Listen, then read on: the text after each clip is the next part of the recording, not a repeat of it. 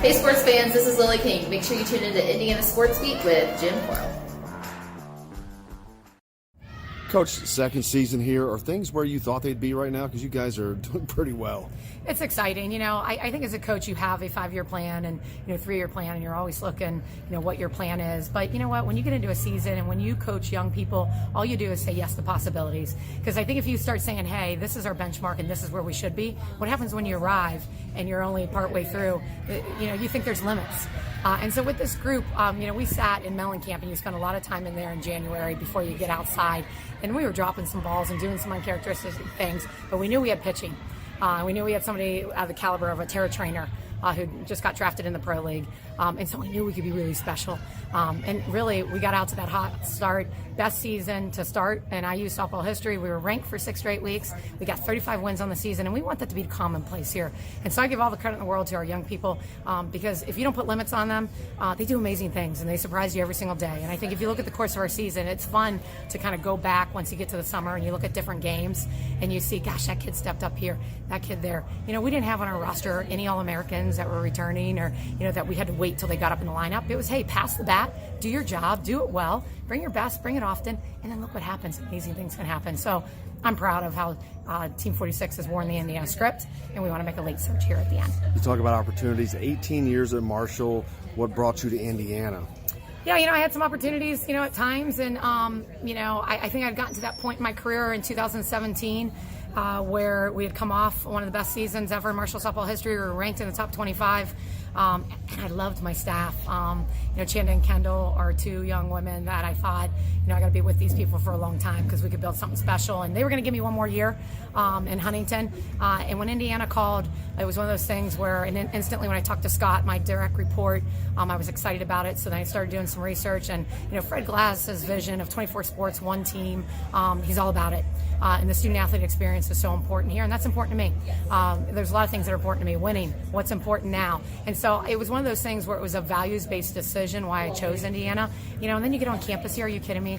How beautiful is this campus? And then the IU degree, the reputation. So, I went from a situation where I felt like we had to be on and sell ourselves. Do you show up at an institution like this?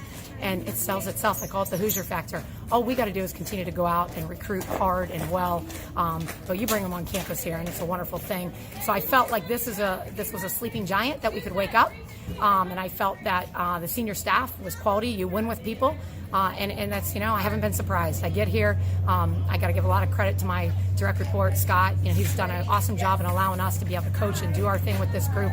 And really, when it comes down to it, we're all in this for the student athletes. And so we got the best and the brightest out there. These young people are tremendous young people. They'll never cease to surprise you and amaze you. And so I'm proud to coach them, and I'm excited about where Indiana softball is heading in the future. Indiana softball, not a long legacy of success. Hadn't been to the tournament since 2011, and been a long time before that, I think. But you come here in your second season now, and obviously some big results pretty quickly. You got to be happy with that, but you got to be happy with where you can see this program going now. Oh, absolutely. And when you look at this program, you're talking 46 years of softball. I mean, that's history. And go back and look at some of those early days. You're talking those early from the late 70s, the 80s, and into the 90s. Indiana softball, a lot of people that are in the business passed through these doors, through these halls, and got IU degrees. And so we have a foundation here that is so strong and so solid. And sure, there were some years there that maybe weren't as strong as they could be. But you look at the 2011 season, you look at some of the Big Ten titles early. There's history here, and so we're excited to continue as we get into year 3, start engaging the alumni base and saying, hey, we got a great foundation. Let's wake this thing up and everybody get behind it, because we're starting to have an exciting brand of ball that these young people in Team 45 and Team 46 have kind of just lit the fire, and they give us a little bit of a jump start. So, our history is a little bit further, but it's important to look back and say now, what, we want our history to be now. And we're seeing that with this group. With the 18 years at Marshall, you're a seasoned recruiter. Talk about the recruiting base in the state of Indiana and surrounding areas. Oh, it's tremendous. We got to be inside out. When I got the job here, I'm so thankful that the recruiting rules changed for softball. We've been able to eliminate some of those early verbals. We can't have contact now with kids until September 1 of their junior year. I got here and there were already, probably 20 kids committed that were even all the way down to 2021s that were freshmen in high school. And so and then you looked around the state and all these kids were committed everywhere, going to the SEC, going to the ACC, going out west. And so the nice thing is now we're getting a little bit, when you look ahead at some of our, kids, we're getting Indiana kids. And that's where it's got to start. It helps your fan base. High level balls played here. You look at some of the high schools here and the talent, seasoned high school coaches that have done a tremendous job. And so we want to recruit the region hard. We're just a little bit late to the party and the dance. A lot of the Big Ten's already on it. But you know what? We're still going to go ahead and have a good time at the party. And, eventually those Indiana kids are going to say, you know what? I'm not going to pass on somebody. I'm not going to pass on Indiana and go elsewhere. I'm going to stay home and I'm going to make the flagship school proud, because there's nothing better than being an in-state kid and be able to put your school on the map. You're at a Power 5 school now, but what's been the easiest thing and the most difficult part of that? Yeah. The easiest thing is just something new. I think when you're 18 years, it's something you have your system in place, and the kids just kind of coach the team.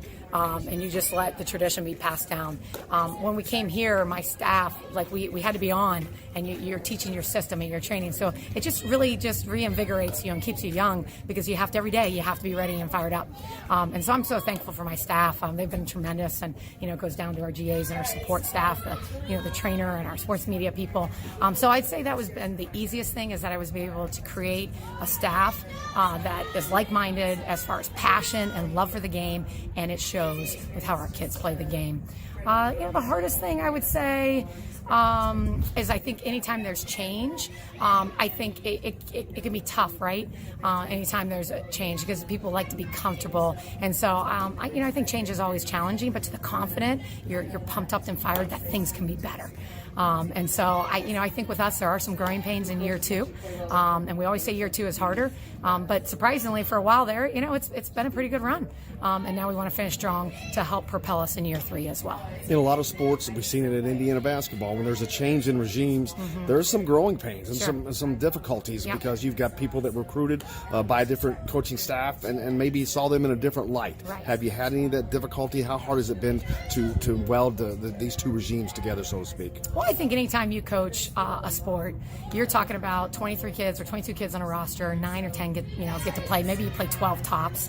And so regardless if it's a new coach, an old coach, a change that's welcome or not welcome, it's messy and it's fun and it's great and it's hard and it's exciting and it's everything in between. It's the good, the bad, and the ugly. And I think the teams that really prevail are the teams that handle conflict well, the teams that handle the mess well. It's just like a family. You're going to fight with your brothers and sisters, or you're not going to like what mom and dad do. But at the end of the day, if you have that love for each other and you support each other and you can have the hard conversations, then I think you prevail. And I think Indiana softball we're well on our way of doing that. But I won't say it's always easy. I'll say we have our messes, but I tell you, I like how we work with each other and that we're learning how to grow. And we're going to develop strong, confident women here. And that's what we're doing. I'm proud of this group. Big platform this week with the Big Ten tournament being right here in Bloomington and Andy Moore Field. Well, how can you use that, whether it's a recruiting tool or opportunity to show your program off?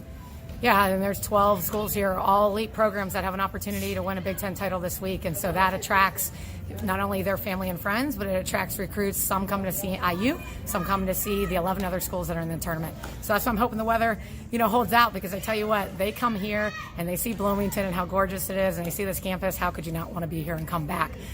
So it's a huge recruiting tool. We've got 11 games on national TV, and Jeremy and his guys have done an incredible job. This place looks beautiful. Davis, our events guy, has been a great lead as far as the tournament director, so the hospitality is going to be awesome. I can go out and just coach and enjoy the week, and we're excited to be the host. Wish you the best of luck, Coach. Good luck in the tournament. Thank you. Go IU. Hey, thanks for listening to the rebroadcast from today's edition of Indiana Sports Beat with Jim Coyle, the only daily show dedicated to Indiana University athletics. You can catch us live each weekday on IndianaSportsBeat.com, TheDailyHoosier.com, GruelingTruth.com, or go to Spreaker.com for live notifications. Yeah, that's speaker with an R, SPREAKER.com. You can also catch the entire show any place you listen to a podcast, iTunes, iHeartRadio, Spotify, Google Play, etc.